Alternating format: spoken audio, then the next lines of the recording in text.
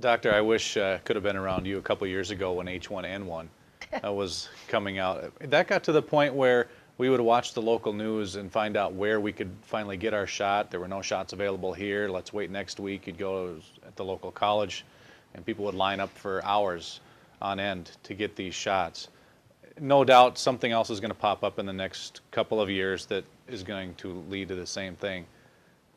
But that, that was going to be a pandemic, and nothing ever really came of all of Oh that. gosh, we had SARS, we had bird flu, then we had another round of swine flu. We had a bunny flu next. I mean, who knows?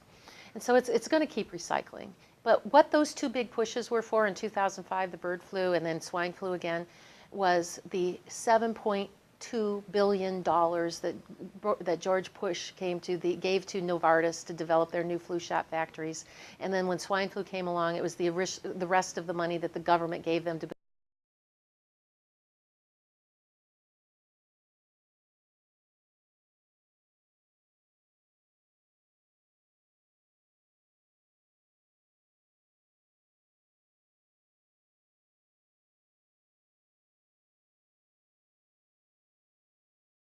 viruses in there. And